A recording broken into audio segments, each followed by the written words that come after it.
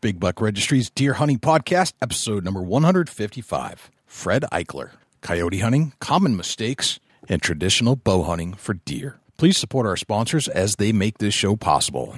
Today's show is sponsored by Morse's Sporting Goods.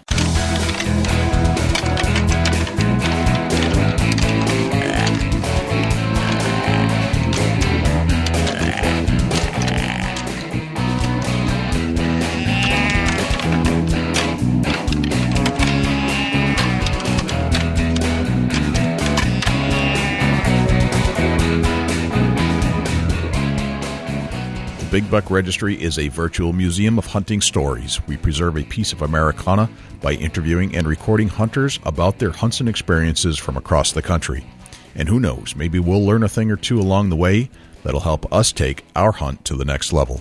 Hey, this is Dr. Ken Nordberg. You're listening to my favorite podcast on the internet, Big Buck Registry Deer Hunting Podcast. Hey, this is Kyle Rosner from Back to the Outdoors, and you're listening to my favorite podcast, the Big Buck Registry Deer Hunting Podcast. Hey, this is Kenny Salerno with Salerno Brothers.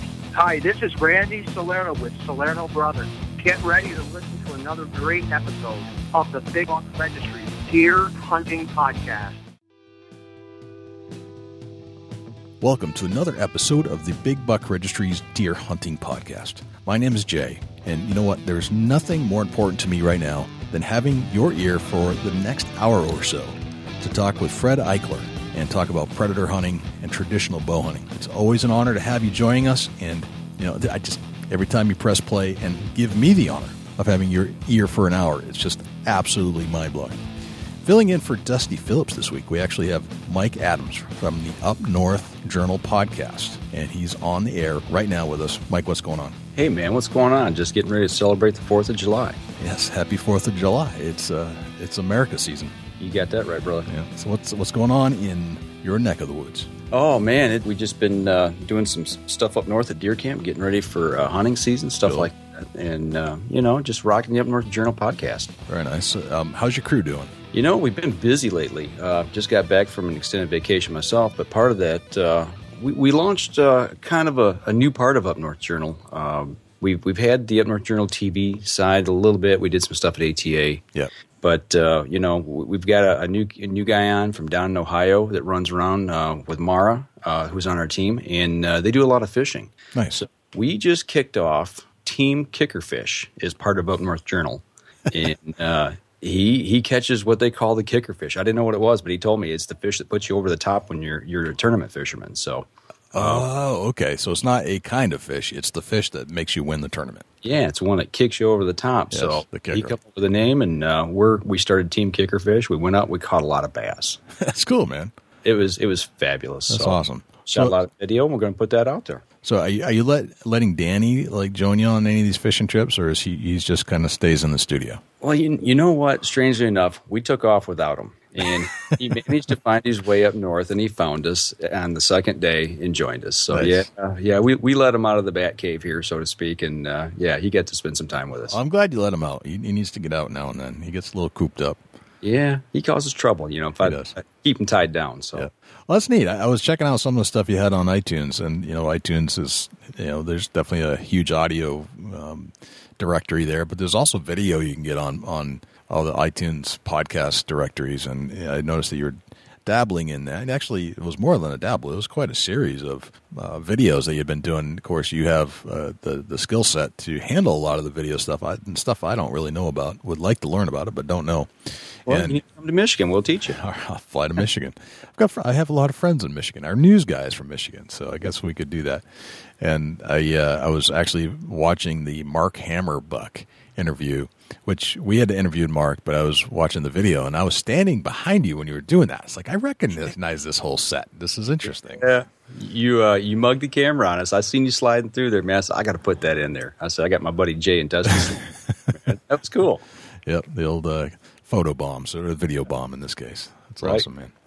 Well, so this week, Mike, we're talking to Fred Eichler, which I mentioned a little while ago. Fred's heavy into predator hunting. He's kind of known for his predator hunting, but he's also a very skilled bowman, and he's very good at the traditional hunting with a traditional bow. Likes those really close shots, those 26-yarders. And, he's got a good friendship with Chuck Adams, which reminds me of all that traditional bow hunting stuff. And I had a great interview with him this time. Dusty was with us as well, and Dusty couldn't be here because he's knee-deep in hay right now. It's haying season in Ohio, and unfortunately things break down. And sometimes you have bad days, and that's where Dusty is right now. So, Mike, you came to my rescue, and he said, hey, I will co-host with you for the segments here, and you bailed me out, and I can't thank you enough for doing that, brother. Hey, man, I was glad to help out anytime. Awesome. Well, let's get to Fred Eichler, but before we do that, let's turn to Jim Keller with the Deer News. For the Big Buck Registry, this is Jim Keller with the Deer News. In our first story, feral plant and animal removal planned on Maui. This article was reported by the WestHawaiiToday.com website. An $830,000 proposal would remove feral animals such as pigs, axis deer, and goats from Haleakala National Park land. People have until July 14th to provide comments on a draft environmental impact statement released June 12th. The Maui News reported. Plans funded by the National Park and the National Fish and Wildlife Foundation call for restoring the area's natural habitat by removing non-native plants as well as feral pigs, goats, dogs, and axis deer. The park acquired 4,300 acre that make up the former New Ranch in 2008. The draft report says this is among the island's largest tracts of undeveloped land and is inhabited by endangered species. Without management and removal of feral animals within the Haleakala National Park new exclosure, other conservation activities are unlikely to succeed, the draft report said. Park spokeswoman Polly Angelakis said a boundary fence will start going up later this year. Feral animals would be directed outside the fence as it's constructed, but animals inside the fence would be killed. For additional details on this article, please check our show notes or the West Hawaii Today website. Wisconsin deer hunters cringe as wolf population increases by 16%. This article was reported by Alan Clemens on the DISCUSS&nbsp website. Deer hunters in Wisconsin have to be concerned with the latest information about the state's wolf population. In just 1 year, the wolf population has increased by at least 16%, according to surveys by the Wisconsin DNR. Packs rose from 208 to 222, and the average pack size rose from 3 to 3.8 wolves. Thanks to government and court decisions, there are no hunting or trapping seasons in Wisconsin for these predators. A federal judge in December 2014 placed the wolf in the western Great Lakes region, including Wisconsin, under protection of the Endangered Species Act, effectively prohibiting lethal management by state officials. The population represents a record high for the species in Wisconsin in the modern era. Hunting and trapping was allowed from 2012 to 2014, with more than 525 wolves reported killed to state officials. The wolves were returned to Endangered Species Act status by a federal judge's ruling when he declared them part of the protected western Great Lakes region. The U.S. Fish and Wildlife Service has appealed that decision. To deer breeders' opposition, Texas increases disease test requirements. This article was originally reported by buckbreeders.com. Texas state officials this past week approved increased screening requirements for chronic wasting disease, first discovered in Texas whitetail 1 year ago, in a new set of rules that introduces live testing for the neurological disorder. Previously, only testing on brain or glandular tissue from dead deer, elk, or moose was accepted by regulators to confirm or rule out an infection in Texas, similar to the process utilized by 22 other states affected with CWD. This is a great giant step in the right direction, Chris Timmons, president of Deer Breeders Corporation, said of the live testing initiative, which the Texas Parks and Wildlife Commission unanimously adopted Monday in the rules package that will take effect by August 15th. Support is widespread for using live tests on rectal or tonsil tissue to detect CWD, though many commercial breeders oppose the new rule that also tightened restrictions on when captive bred deer can be relocated to hunting sites and, for the first time, prohibit all releases into low-fenced properties. With hunting-related spending in Texas said to top $2 billion annually, a prime objective of the state is to safeguard its 4 million native deer, so the new plan includes additional restrictions on the relocation and release of stock by breeders, who each fall sell an estimated 25,000 to 30,000 bighorn bucks statewide in advance of hunting season. Fred Bryant, executive director of Cesar Kleberg Wildlife Research Institute at Texas A&M University Kingsville, also urged state officials to err on the side of caution. Prior to last June, when the first infected white-tailed deer was discovered at a breeding ranch in Medina County, CWD had only been found in isolated mule deer herds in the far West Texas region. The disease has been confirmed in 10 other captive raised whitetails since then, say state officials, who, as a precaution, euthanized entire herds at some of the affected breeding ranches. For additional details on this story, please check our show notes or the buckbreeders.com website.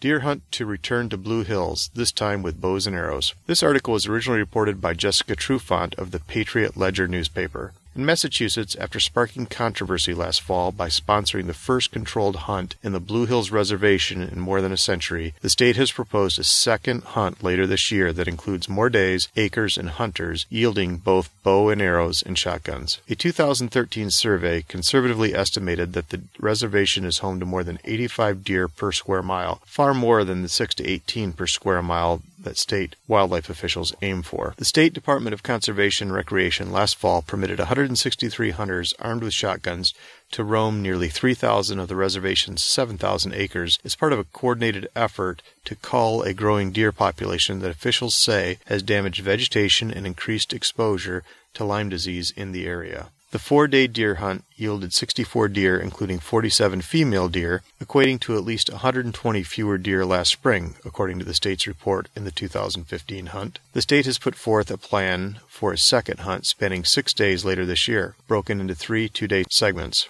The proposal would allow 117 shotgun hunters and 23 archery hunters during each 2-day segment, or 140 hunters per each segment, and 420 total. For additional details on public hearings related to these proposed hunts, please check our show notes or the Patriot Ledger newspaper website. That concludes this week's edition of the Big Buck Registry's Deer News. If you have any ideas for future topics or have questions about any of these topics, please email me at jim@bigbuckregistry.com. For the Big Buck Registry, this is Jim Keller with the Deer News.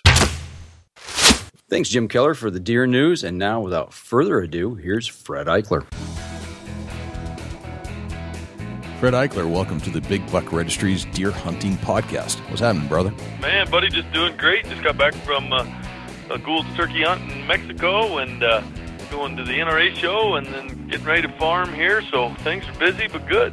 That's awesome, man. Thanks for joining us on the show. It's always a pleasure to talk to a fellow hunter. And from what I understand, and correct me if I'm wrong, is that you're kind of known for predator hunting more than most other things. But that it doesn't stop there. You're heavy into all kinds of hunting all year round, and it sounds like you're growing food plots. It sounds like you're all in is basically what I'm saying.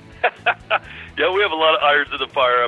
I've run an outfitting business for last 25 years. We take about 150 clients for whitetail, mule deer, antelope, elk, bear, mountain lion, and turkey. So stay real busy with the outfitting, bow hunting. Do a lot of bow hunting. That's definitely one of my passions. But since I was a kid, I was always a trapper. I've done some damage control trapping in the state of Colorado, and avid trapper and an avid predator hunter as well. And kind of love it all. You know what I mean? It's one of those things that if it's got to do with the outdoors, I'm kind of in it. And we run a few cows, and we do a little farming, and so we try and squeeze as much into a day like you guys as possible. That's awesome, man. Where are you from originally, Fred? Originally from Florida. Florida. I used to work for bear archery in Florida. I used to live out in the woods there, and man, I'll tell you, I sometimes miss the hunting down there. When I was down there, I left when I was 19, but when I was down there, you could kill 2 deer a day for almost 6 months out of the year. So when I moved to Colorado to manage an archery shop, I was kind of blown away. I was like, what do you mean I can only shoot 1 deer a year? Wow. It was kind of a shocker for me because between whitetails and hogs and turkeys and waterfowl, what I had grown up doing down there, it was a little different, a little different. So, but I think I've got a pretty good spot down here in southern Colorado, and we've got a lot of different species we can chase here as well. Gotcha. So growing up in Florida, you must have taken to the outdoors as you just described. How did that all start? Did you have a dad or an uncle or somebody that kind of got you into it, or a family? Was your family into it? Yeah, my dad was a super avid hunter, and so from when I was earliest memories, it was either bass fishing, and like I said, we grew up in the country where we could hunt in the back, out the back door. So hunting whitetail deer and turkeys and hogs and trapping coons and possum and things like that. That was pretty much an everyday occurrence. Loved to hunt, and one of my first jobs was working in the archery industry, and went on from there to start working at bear archery, and met a guy that offered me a job managing an archery shop in Colorado, and I kind of thought, boy, I've shot a a wad of whitetails and hogs and turkey, and I'd sure like to trap some other stuff besides raccoons and possums and stuff. That'd be kind of a neat deal. Coyotes, badgers, and pine martens and all the stuff they have here in Colorado, as well as some of the great hunting out here for not only the predators, mountain lions and coyotes, fox, bobcats, a little bit of everything here. It was just another door to go through and some more experiences to be had. Now, why Colorado and not some other western state? Got offered a job here. Okay. Jim Whitmire, the owner of Aerodynamics, up in Fort Collins, Colorado, was actually down visiting bear archery in Florida, and walked into the shop one day, and we met, and he said, "I'm looking for somebody to manage my archery shop. How'd you like to work for me?" And really was impressed with the guy, nice guy, and it was the first time I ever got on a plane. He bought me a plane ticket to take a look at his shop. I hate to sound like too big of a redneck, but I told my dad, I said, "I don't know, this guy offered me a job. What do you think?"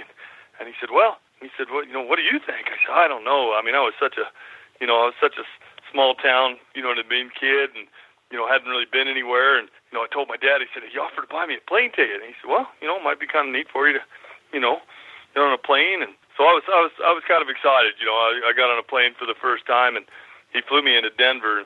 Kind of embarrassing, but I remember calling my dad collect because I had never seen those automatic flush toilets.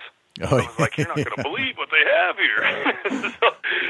so Dad was kind of laughing at me. But Jim picked me up from Denver and drove me up to Fort Collins in northern Colorado, not far from Wyoming. And sure. And he kind of showed me some stuff here, and I was, by the end of the 3 or 4 day trip, I was ready to go. I mean, he showed me elk and bighorn sheep and mule deer and just a little bit of everything. And I thought, yep, this looks like where I need to be. You need to set up shop right there. Got it. Yes, sir. That's awesome. So you stayed in Colorado, and what happened after that? How old were you when that happened, actually, when you got your job? I was about 19 when I moved out here. Okay. And really, my life has been a series of lucky incidents, I guess you would say. Grew up hunting, like I said, worked for bear archery. And, then Jim walked in, offered me a job managing his archery shop. So I was managing his archery shop and got offered a job by another guy named Jay Dart, who started Dart International. Yep. That was after I'd worked for Jim for about 3 or 4 years and was trapping. It was a great job. Jim was a elk guide, and, he was a outdoorsman and taught me a ton about not only elk hunting, but, hunting a lot of different species in Colorado. So I had a couple really good mentors, not only on the trapping side, but, on the archery side. And a guy named Jay Dart walked in one day and said he was inventing a computerized target system for archery at the time, but then we moved into firearm systems. And he said, "How'd you like to have a job?" And I said, "Well, what do I be doing?" He said, "Well, we're going to go to the SHOT Show and the archery trade show, and I'm going to show people this dart system, which is basically a huge screen. I don't know if you guys have seen it, but it's a huge, think of a trampoline almost stood up on its side. Okay. And you shoot arrows at it. Your regular field point, weights, but you have a blunt on the end of your arrow. It's your same arrow, same bow, yep. But you screw a blunt on the end of your arrow. It bounces off the screen and lands on the floor. But we would play video of different hunting scenes. There would be an elk or a sheep or a bear or whatever walking across the screen, and you would shoot your arrow at the screen, and the same millisecond that the arrow hit the screen, the video would freeze. An overlay graphic would come up showing not only the kill zone on the animal, but where your arrow hit in reference to the kill zone. No kidding. So technology-wise, it was amazing. So the archery shop that I worked for, we had the first beta test site. They put the very first one up in the country there, and Jay Dart said, "Well, how'd you like a job setting these up all over the country?" Well, it was tough to leave the archery shop, but I started working for Jay Dart, and all of a sudden, redneck kid from North Florida is all of a sudden traveling all over the world. I mean, I installed dart systems in every state in the U.S. and was in Mexico and Africa and China, just all over the place installing these computerized target systems for both archery, and then we came up later with a firearm system. Oh, wow. So it was a really neat job opportunity. So at 19, you started traveling. Well, I worked for Jim for about 3-4 years, so I was in my about 24, I guess, 24, 25 when I went to work for Dart International. Still, at 24, traveling the world must have been mind-blowing. It was very much so. But the great thing about it is guys in the hunting and, firearm industry, they're just great people, So I was going into, even though I was traveling, I was walking into gun shops, archery shops, places that I felt right at home with, people I felt right at home with. So, I was single. It was a really neat opportunity to travel all over the country and just had a blast. Did that for 6 years. So awesome. it was a really neat experience. So when did you get into predator hunting? It sounded like you came from an archery background. Was predator hunting still part of your experiences in Florida, or was it something that you kind of progressed into once you got out west? No, it definitely started out as a young man, like I mentioned in Florida, trapping. I used to, trap coyotes and possums and, all kinds of stuff in Florida. So, I shot bobcats and, we didn't have many coyotes back then at that time, but a lot of the other predators, man, I was all over them. So it was, when I came out to Colorado, it was just another step. And, man, I can, instead of trapping raccoons, I can trap badgers. And, instead of trapping, possums, I can trap, bobcats and coyotes. And just, it just kind of took a step up, I guess you'd say. Gotcha. All right. Very, very cool.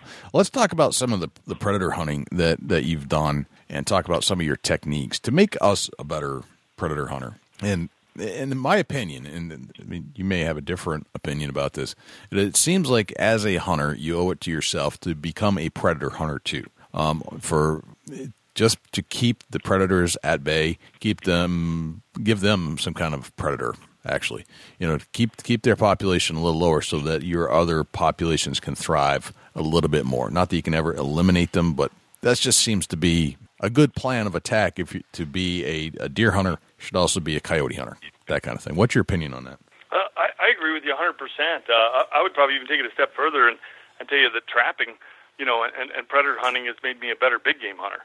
As I started the outfitting business back. It's been almost 30 years ago here in Colorado. Well, it's my 25th year, owning the outfitting business, but I started guiding, earlier, and spending that much time on ranches and, out in the field, I learned so much from trapping and hunting predators that I could carry over and apply to big game hunting. So I would say, one, it's a great thing to do just to become a better hunter, learn more about scents, learn more about how the predators react. Because if you know a lot about the predators, well, then you know more about the prey. And for the management aspect, like you mentioned, 100%, you're doing game animals a huge favor. I mean, here in Colorado, for example, 70% of the antelope mortality is based on coyote predation. You're every time you shoot a coyote, you're saving probably a couple antelope every year. So I would 100% agree with that. And even with larger tier predators like mountain lions, for example, mountain lions on average are killing a deer every 7 to 10 days. So, theoretically, you could have a mountain lion that's killing 52 deer a year. So for every mountain lion you harvest, you just save 52 deer. Right. Exactly. And that's exactly the kind of thing. But I like your concept there where not just coyotes, but all predators should be hunted as well. Oh, 100%. Not only for the management aspect, helping all the other small game and the large game, but also for making you a better hunter overall. I think it definitely increases your skill level. Skill level, exactly. Like speaking of skill level, let's talk about some of the basics that you've employed over the years. When you might going back to Florida, you learned a lot about how to do this correctly, and I'm sure you've learned a lot about how not to do it correctly. Can you share with us some of the things that you learned along the way that you thought, looking back, was probably some of those things that we shouldn't do as a coyote hunter, for example? Educating coyotes. I've made a lot of mistakes, especially early on. I think I was a very efficient trapper. I was very proud of how efficient I was trapping, but I was trying to add basically to my fur harvest. So when I was working at the archery shop in Colorado at 19, as you guys can imagine, I wasn't making much money. I think I was making $18,000 or $19,000 a year, and I had a payment on a beat-up old Jeep and trying to pay for an apartment, and any option to get some extra money was huge. So I spent a lot of time trapping, and the owner of the shop encouraged me to make extra money and spend time doing what I wanted to do, especially in the winter when the archery shop wasn't super busy. Yeah. So I supplemented my income a lot by not only trapping but also going out and calling coyotes.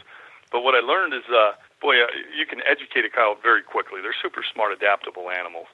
And by not calling enough, by not setting up properly, and that's the big thing. And people think I'm kind of anal. I'll have people come out coyote hunting with me, and I may spend as much time finding the right spot to set up as I will calling. And I'm like, no, you don't understand. If we set up wrong, and a coyote comes in and he busts us, or he circles and gets downwind, and we don't have an opportunity to shoot him, that's a coyote we'll probably never call in again, or at least it'll be a lot more difficult to ever call him in. Right. So because I relied on that for money, I was very, very serious about it.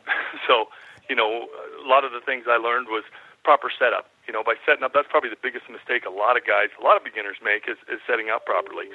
And you also have to understand that back when I started, there were no electronic calls besides the Johnny Stewart, the old tape call. Yeah, right. And that required, a big battery, and you had wires and a speaker, and, it just wasn't.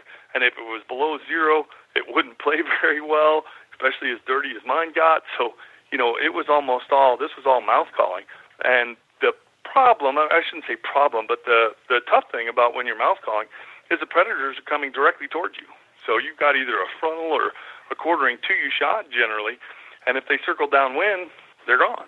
So that setup is super, super important. And movement, you've got to take your hand from the call. If bobcat or coyote was coming in while you were calling, then you had to take that call and move it down and get to your gun. And so the full camo was key. Learned a lot about how to be a better predator hunter, I think, by mouth calling. Wouldn't call as far. My sequences were shorter. So when the electronic calls came out, and for me, I use a Fox Pro. There's a lot of good ones on the market, but I like the speakers. I like the volume level that I can get on a Fox Pro and the myriad of sounds. I've got hundreds of sounds at my disposal. But the key to that is being able to set that call out where if an animal does circle downwind, he's right in front of me. A lot of guys use an electronic call and they place it too close to themselves. I put it out, 50 to 75 yards. So if an animal does circle the call, or maybe it's been called before or is educated, or somebody else is called, I'll take advantage of being able to put that call away from my position. Gotcha. Now, do you predator hunt all over the country, or is it mostly out west? All over. I think I've shot coyotes in 20-some states. Okay. So, yeah, from Florida to California to out east to, and a lot of fun states where guys go, oh, man, well, Midwest, for example, there's a lot of states that are really tough to call coyotes in because out west it's easy. When I say easy, it's everything's a challenge, but, there's more coyotes here. It's wider country. Per square mile, we've got more coyotes than a lot of places in the east or even in the Midwest. But when you get out there where, the land's smaller, I can go up here to the San Isabel National Forest. It's right across from my place here, and it's 1.3 million acres. A lot of country to run around in. Wow. When I go to the Midwest or Florida, a lot of it's small tracts. Maybe, you might have permission to hunt 40 acres or even the public land or state land areas or, maybe 1,000 acres or a couple thousand acres compared to hundreds and hundreds of thousands out west. So odds are, especially with the popularity of coyote hunting, those coyotes have heard a call. So what's kind of been great about predator hunting is it's growing, and it's, a lot of people are getting in the sport, and we're really getting back to where we're managing the predator populations. The disadvantage for avid predator hunters is we've got a lot more educated coyotes out there. So, I was calling in North Carolina, and I actually was doing a talk about predator hunting, and the guy I went with said, man, a lot of guys don't have a whole lot of luck out here. And, when I was doing my talk, I said, how many people, predator hunt? A bunch of hands went up. And I said, well, how many people, have a lot of luck, maybe shoot, 5 coyotes a week or, whatever, and, a lot of hands went down. I said, well, how many people play a rabbit in distress? And almost every single hand went up. And I'm like, aha. Well, I never play a rabbit in distress when I'm in areas that I think have been called before.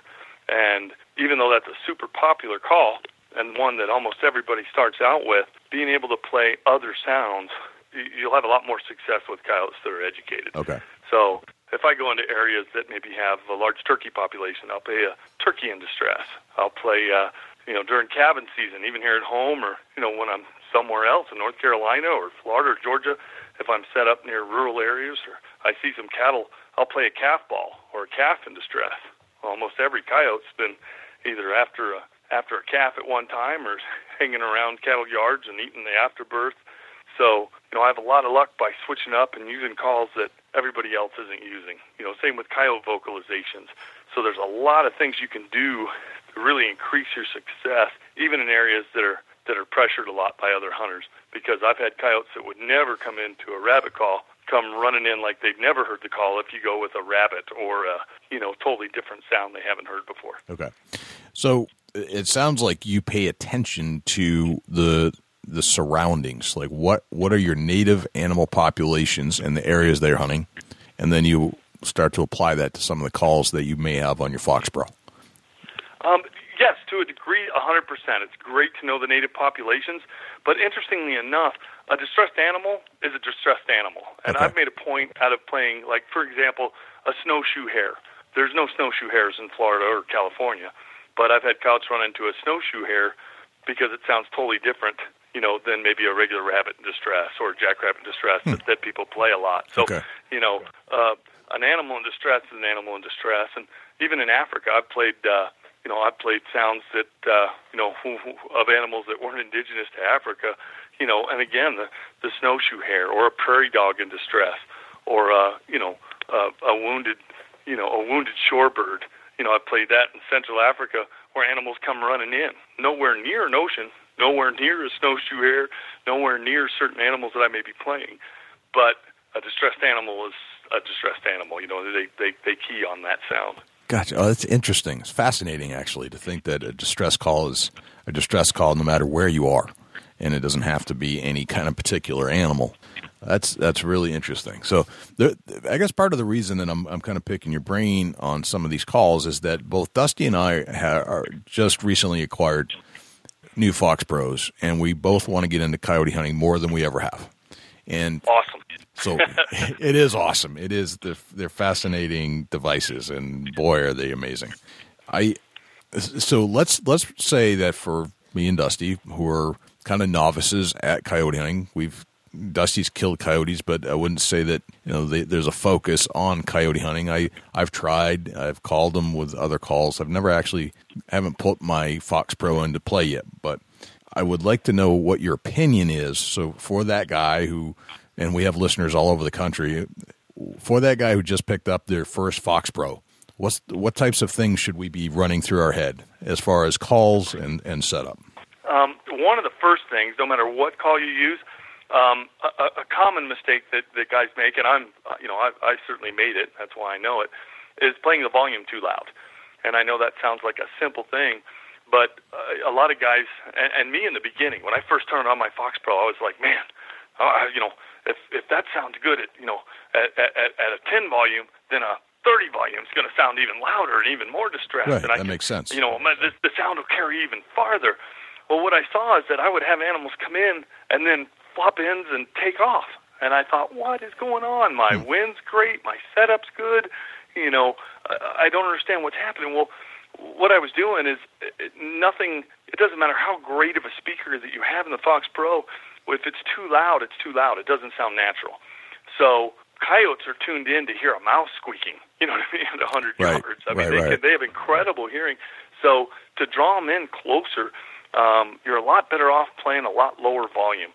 And a neat way to kind of gauge that, especially if you're in the Midwest or even almost anywhere you hunt, especially a lot of the rural areas, almost everybody's got some farm dogs, or hounds. I've got 21 dogs myself. So, but if I set up somewhere, you'll usually hear, especially in areas that are, maybe there's a few rural farms around, you'll hear dogs start barking to the call when you start playing the call.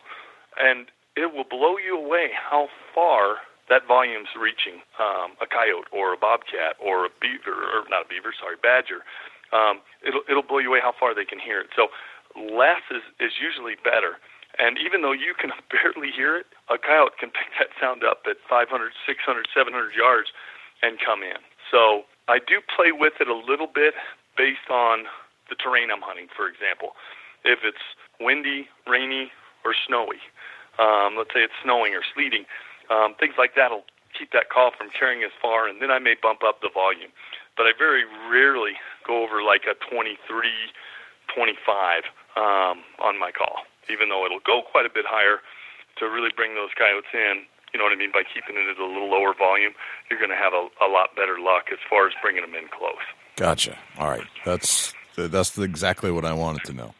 So, Well, there's so many little idiosyncrasies, just like anything that you learn. You think how much you've learned deer hunting from when you started to now, or elk hunting or bear hunting or whatever your true passion is.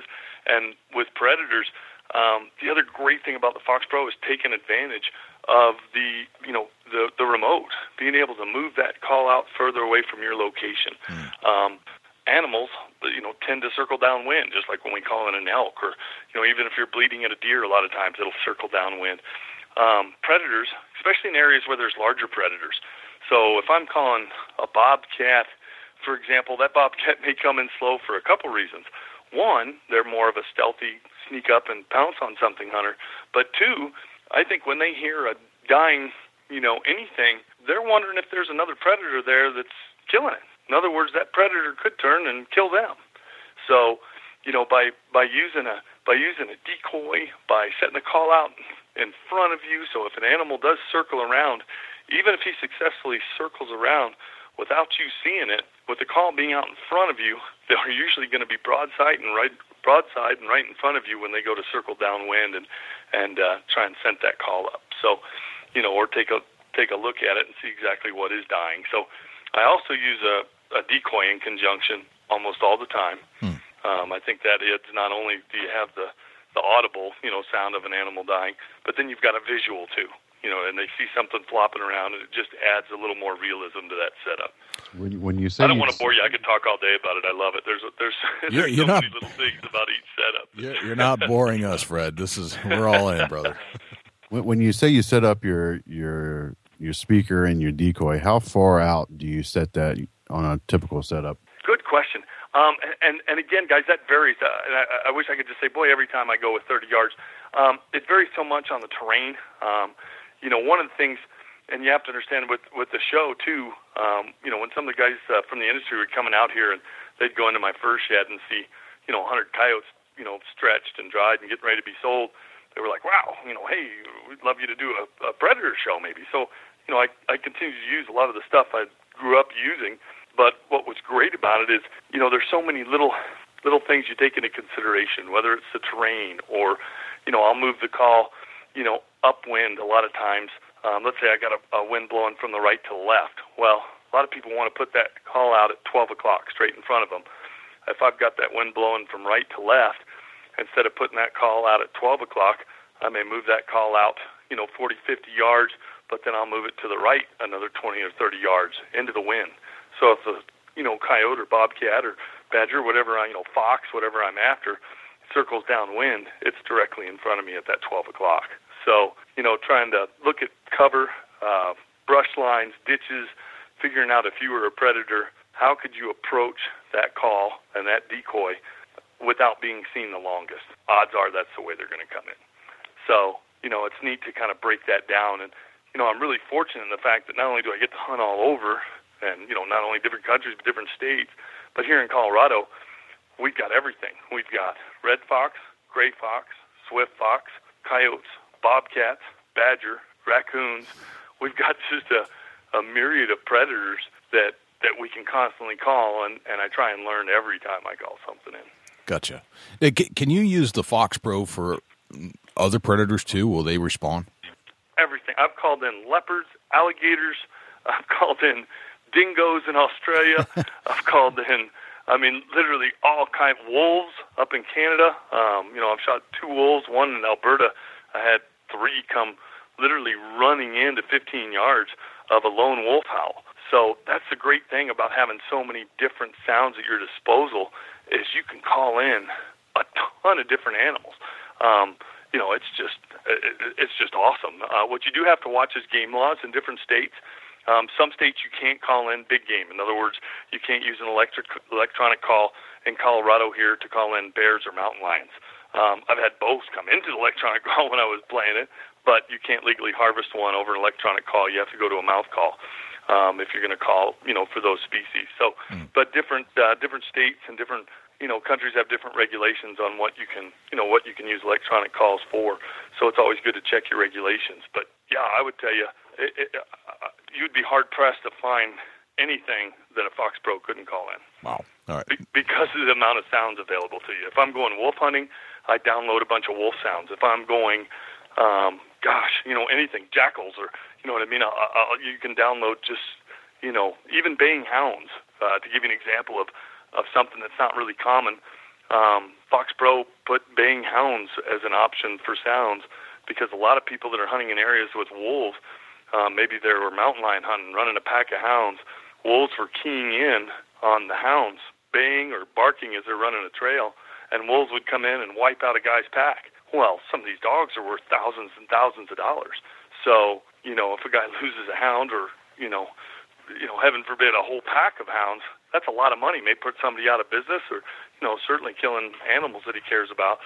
So the baying hounds is a sound that they added where you can go out and use that and attract wolves and predators with that sound even. So it really is neat how many options they have available. That's fantastic. So let's transition a little bit out of predator hunting and talk a little bit about your whitetail hunting that you like to do with your bow and arrow.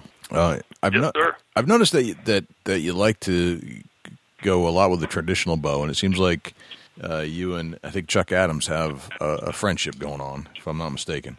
Yes, sir. Yeah, there's kind of a friendship and a camaraderie there. We both completed the Super Slam, so we always have a lot of stories to share together, and are both avid bow hunters. Gotcha. So why the bow? I mean, why not the gun?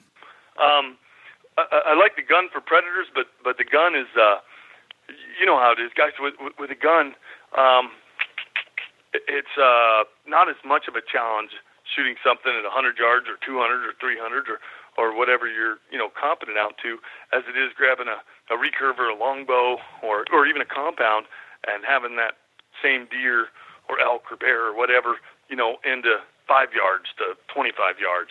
The adrenaline rush for me is why I do a lot of it. Not only for meat on the table, but also for what gets me cranked up, and having animals close, and using a bow. It's hard to top that. Gotcha. What kind of bow are you shooting?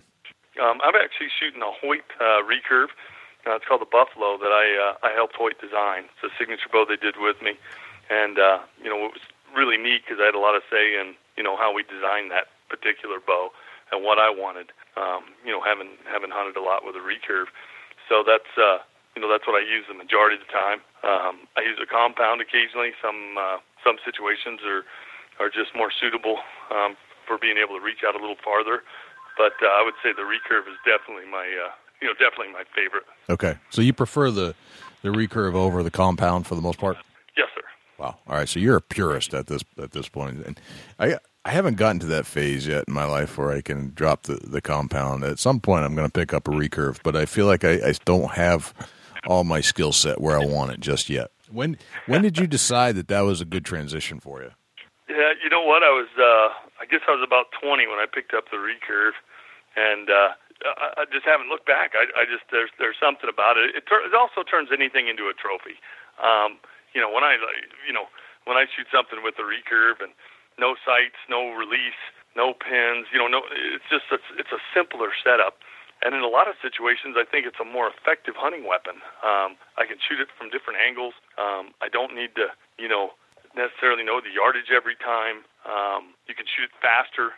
I had a fun deal with a buddy of mine years ago that also used to work with me at Bowhunter magazine, and he was kind of asking me the same question. It was like, why do you like the recurve so much? And I said, well, I tell you what. And we got out, and I had some deer targets out, and I said, let's consider an 8-ring or a 10-ring, you know what I mean, a dead deer. So, we're not going to, subtract if it's something in the 8-ring.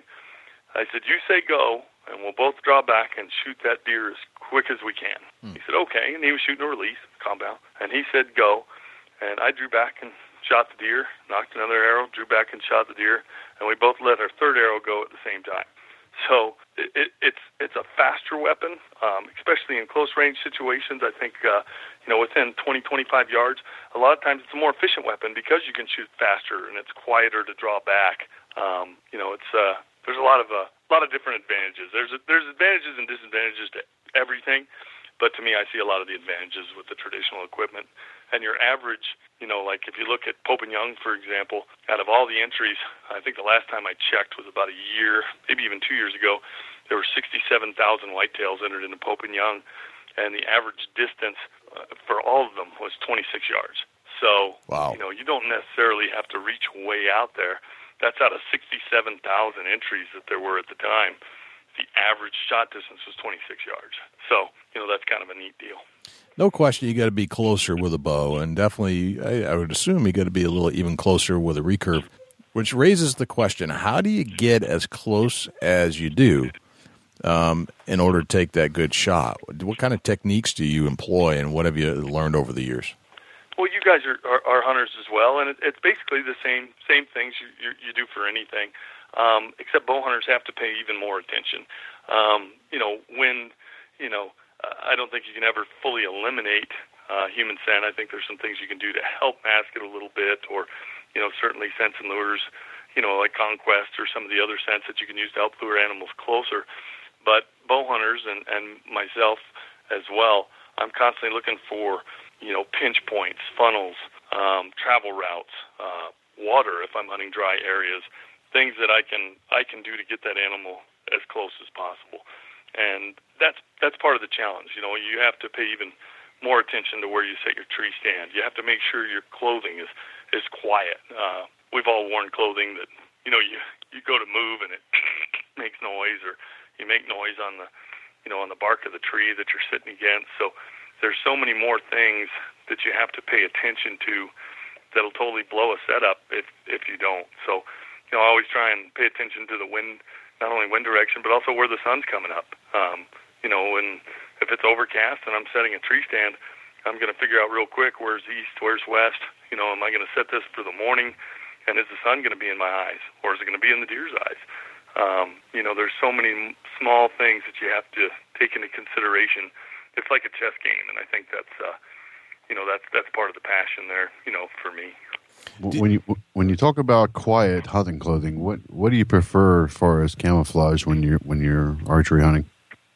My favorite one, bar none, is Max 1. I just love Real Truth Max 1 because I think it blends in anywhere. Back when we had black and white viewfinders for cameras, it was the only camo that I could have on where my cameraman would say, "Unless you move, I can't see you in this thing." So I've got to look over the viewfinder and figure out where you're at when I'm head-to-toe camo. So, that and just looking at it when I'm blending in, whether it's wide open, whether it's rocky, whether it's, thick trees, for me, that's my go-to pattern for almost anything, unless there's a lot of snow out, and then I'll swap over to a snow camo. Gotcha. Yeah. Any particular material that you prefer in that?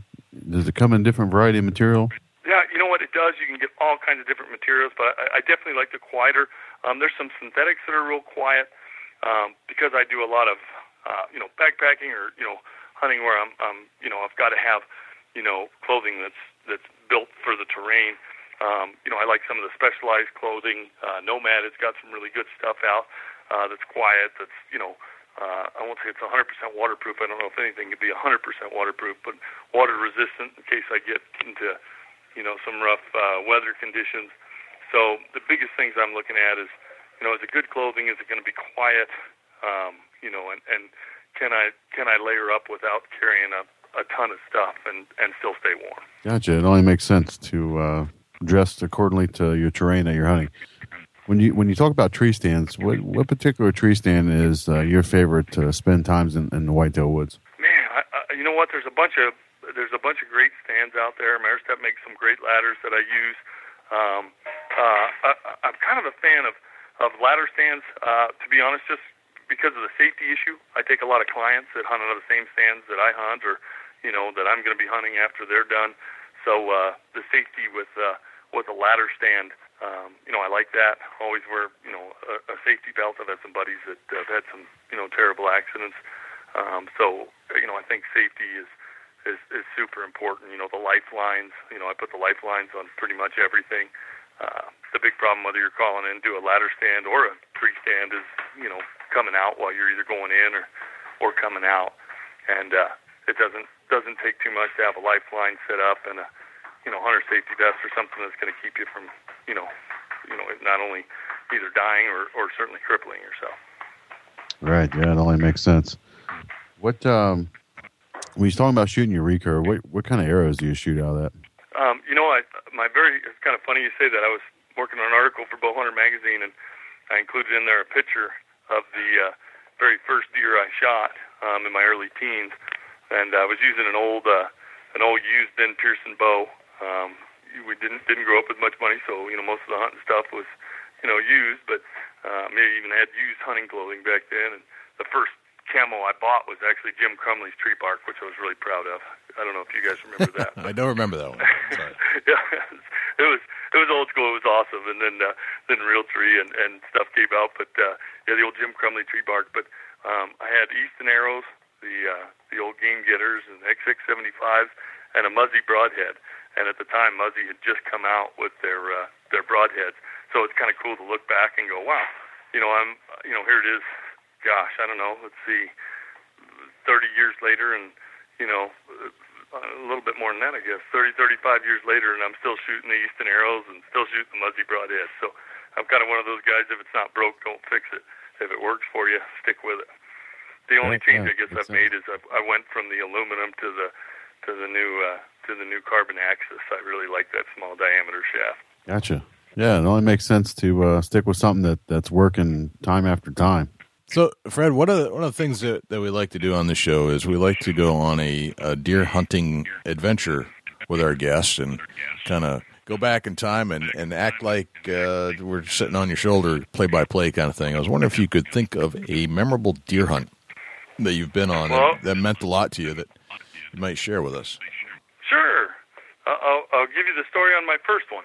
Perfect. Because that kind of, it's things like that impact your life for the rest of your life. And my dad, to set the stage, my dad was not a bow hunter. My dad was an avid rifle and muzzleloader hunter. And like a lot of guys, old school, he didn't know if a bow was really an efficient weapon for hunting.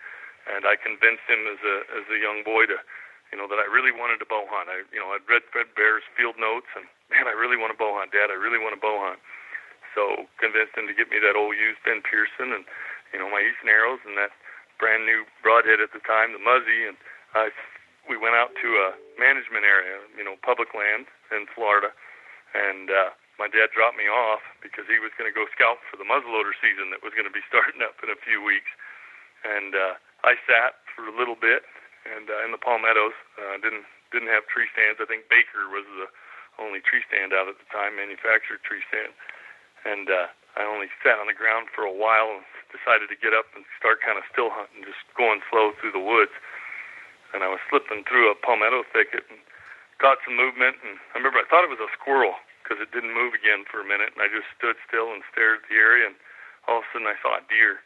And it was a young deer just like I was. I was, in my early teens, and this little buck was a little 2x2. And he was walking through the woods, and he was feeding and had no idea I was there. Of course, I wasn't paying attention to the wind. It was just lucky that he was upwind from me. And this little deer came walking by, and I wish I remembered the yardage. I have no idea. Probably didn't even use one of the pins on my bow. I was so excited. But as this deer came walking by, I drew back my little bow, and, and I shot.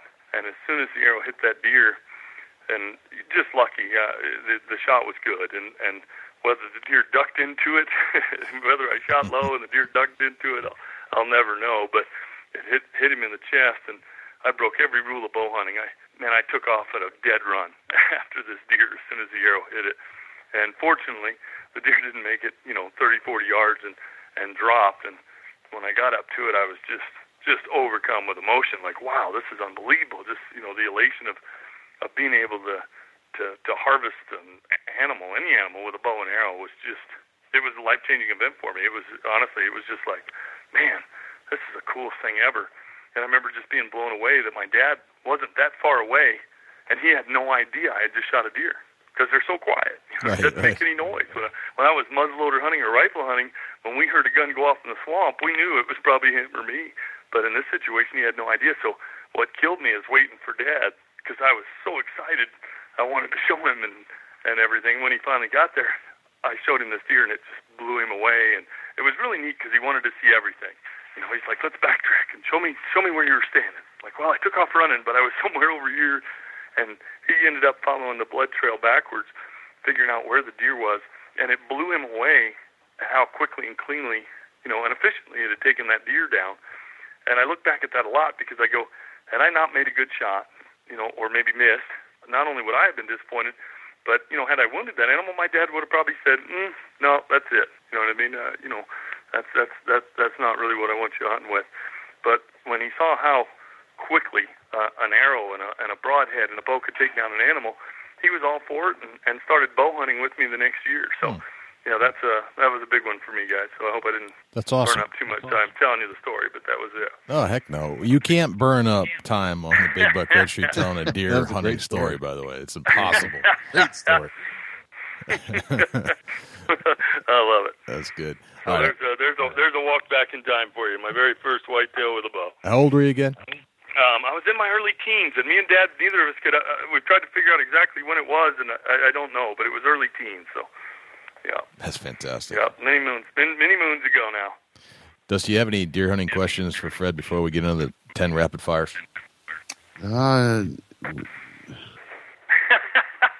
I don't right now. That was just a great story, Jay. Great story, it's tough to, you know, just thinking about your first deer hunt. It like brought back every memory I've ever had of my first deer hunt. I was almost replaying it in my head because that's something you'll never forget. Yeah, that was great. No, love that. That's it. All right, let's get into the 10 rapid fire questions then. All right, Fred, there are 8 million deer hunting tips out there. What's your number one of all time? Wow, have fun. Don't get disappointed. Have fun. And if it's a trophy to you, it's a trophy to you, no matter what anybody else says. Love it. All right, so there are these things that we bring into the woods with us that are good luck charms sometimes, or they're actually necessities that actually make us hunt better, but somehow we have an attachment to these items, and if we leave it in the truck, it drives us nuts all day in the field because we don't have it with us. What's that one thing for you? A wind detector. Wind detector. Very nice. All right. What's your biggest pet peeve? Guys trying to push off their what's a trophy to them on someone else. If somebody shoots a smaller deer, whether it's a buck, a doe, or a cow elk, somebody else looking down on that animal, that really bothers me. I think again, a trophy is in the eyes of the hunter, and if it's if it's a trophy to you and you're shooting it for meat or just for the experience or for whatever reason, that's a very private, personal thing, and nobody should ever look down on another hunter for their decisions in the field. I agree with you 100%. How old are you today, Fred? 49, sir. 49. All right. If you had to look back over time, what would you tell the 20-year-old Fred Eichler, knowing what you know today? Take your time. Take your time. Sometimes the grass is always greener. I think of how many animals I've not harvested or made mistakes on where, I was just couldn't sit still enough. And a lot of times hunting has to do with slowing down a little bit and taking your time. But at the same time, I'm kind of high energy and I'm not a real good, sometimes I'm not a real good waiter. Gotcha. A little impatient sometimes. No, I can relate. Let's see. So you're at a hunting convention and you meet a stranger and you strike up a conversation. What they ask you what you do for a living. What do you tell them? I'm an outfitter. Okay. What did you have for breakfast this morning? Fresh eggs from our chickens. I love fresh eggs from chickens. It's the best. Yes, sir. No bacon, nothing else. I had fresh eggs from chickens, and one of our turkey clients brought some pecans. So I had fresh eggs from the chickens and a couple pecans. Fresh eggs from chickens just taste so much better than anything you can buy in the store. And it goes for most meats too. I think they're just on another level. So all the difference in the world. Yep. All right. So you get your own billboard. It's a blank canvas. It's white. You can put anything on it you want. What does it say? Wow. It's a deep Have question. Fun. Enjoy yourself. Enjoy yourself.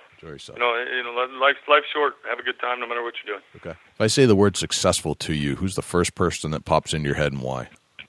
Fred Bear. Fred Bear. In a lot of ways because he touched so many people, introduced a lot of people to a wonderful sport. But at the same time, he was a gentleman, and he also had a very successful business.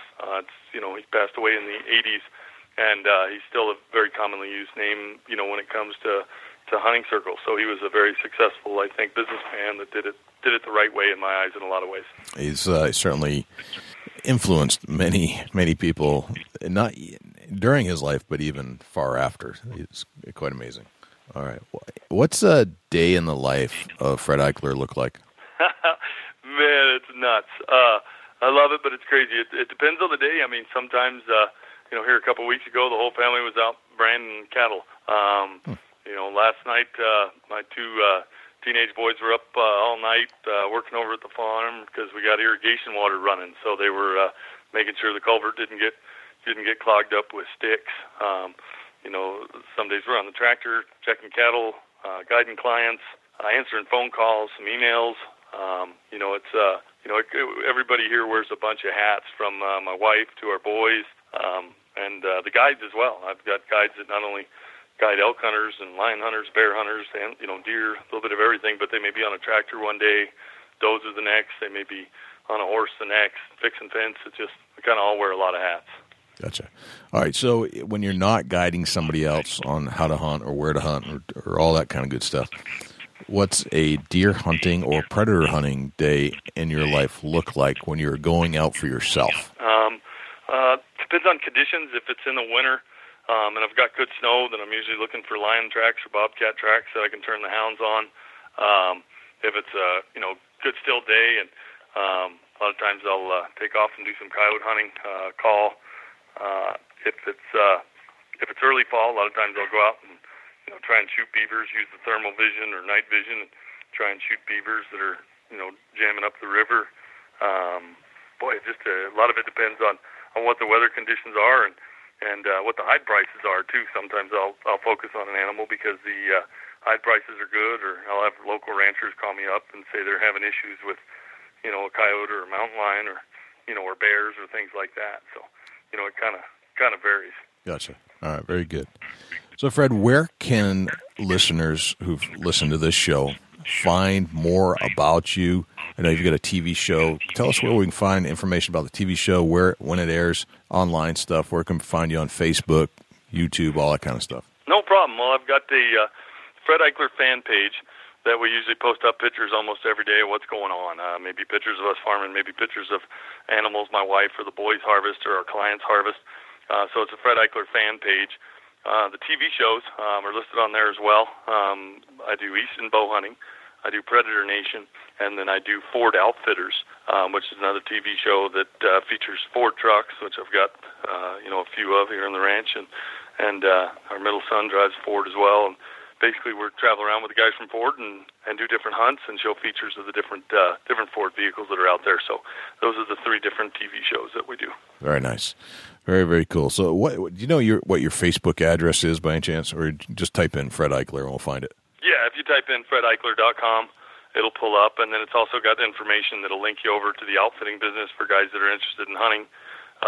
We do a little bit of everything here in Colorado. Gotcha. All right, very good. Dusty, got any last questions for Fred before we let him go?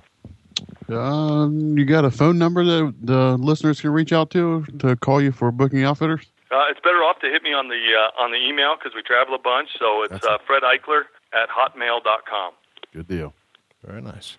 Hey, Fred, this has been an honor and a pleasure, and thanks for spending an hour with us. I'm sure our listeners will greatly appreciate this interview and learning and a lot of stuff from you and picking your brain about a couple of different aspects of hunting, both predator and deer hunting. So we really appreciate you spending some time with us. Hey, guys, it was my pleasure, and have fun out in the field. Be careful.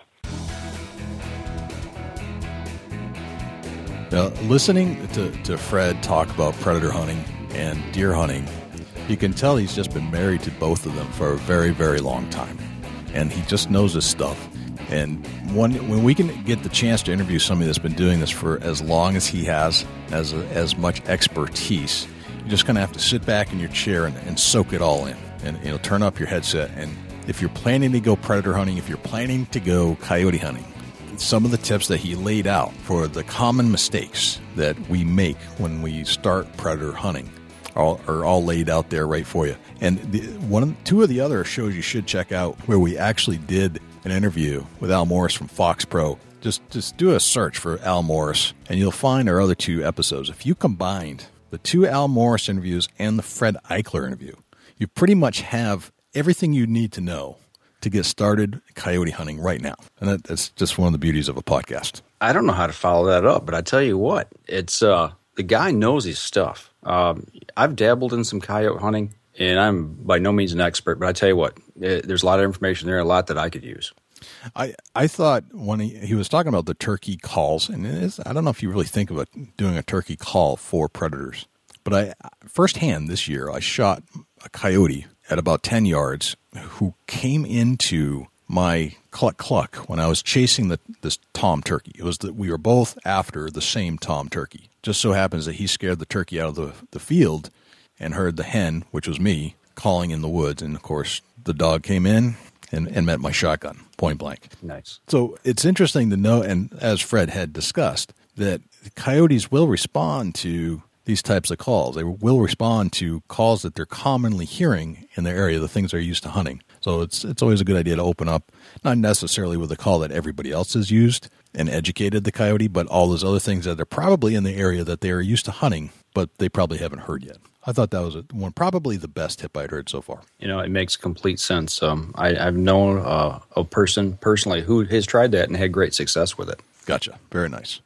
So, Mike, you're filling in for Dusty, and we always have a Chubby Tines tip of the week. So I pre-prepped you for this particular segment. So what do we have for a Chubby Tines tip of the week this week? What should we be doing in our deer woods right now? The Chubby Tines tip of the week is sponsored by Morse's Sporting Goods. Firearms, used firearms, bows, used bows, located at 85 Kentucky Falls Road in Hillsborough, New Hampshire. Give Jim a call at 603-464-3444, morsessportinggoods.com. Your dollars go further in New Hampshire. There's no sales tax. Morse's Sporting Goods. Man, those are some big boots to fill. Those are big hunting boots to fill, but yes, they are. Very knowledgeable hunting boots, by the way. Dusty, I hope he's not mad that I'm sitting in for him. I've had him on my show, so, I'm just trying to help out here a little bit. Absolutely. The one thing that I'm doing right now, actually, is I've got my cameras back in the field, my trail cams, and I'm starting to log inventory of what's going on, with our deer, how many deer we got on the property. We're going to be doing a trail cam survey here probably right around the 1st September. So that's really the big thing that I'm doing right now. I'm looking at stand location. Right now we've got a big logging project going on in our woods at our deer camp. So here in the next 3 weeks or so, I'm going to be hitting it real hard in the woods, making sure I got all my cameras out, start looking to see where they're at, where they're feeding at. I don't want to get into those real tight areas just yet or on those trails. I want to get to those food sources and just see what we've got.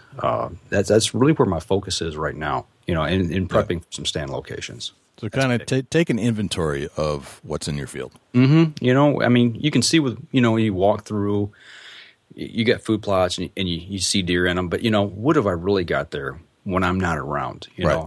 My presence is going to be bumping deer. That's the big thing is trying to stay out of those areas as much as possible, but just letting them feel at home, especially with this logging project going on right now. Yeah. It's changing things. So I'm really having to learn to, I guess, adapt to a new set of wood, so to speak. That's very interesting. That's a great Chubby Tines tip of the week right there for sure. So, Mike, where can we find you when you're not hanging out with me, filling in for Dusty on the Big Buck Podcast? You can find us at upnorthjournal.com.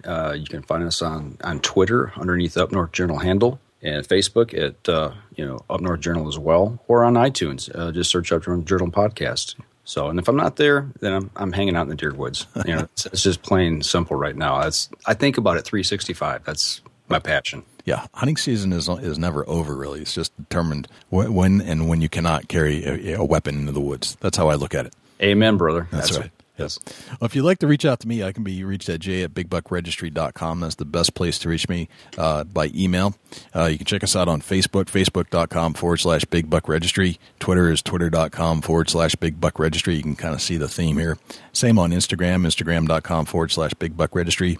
If you would like to have your buck shared on our Facebook page in front of somewhere around, 230,000 diehard deer hunting fans and be famous for a day, all you have to do is go to bigbuckregistry.com/mybuck. and all the instructions are right there on how to submit the deer. And just keep in mind, we're looking for the name of the hunter, a picture with the buck, and the state of the kill. And if you'd like to give us a call at 724-613-2825, definitely check out the Up North Journal podcast, both the TV version and the other version, which is all audio. Once you're not on our show or listening to our show, check out Mike over there at Up North Journal podcast.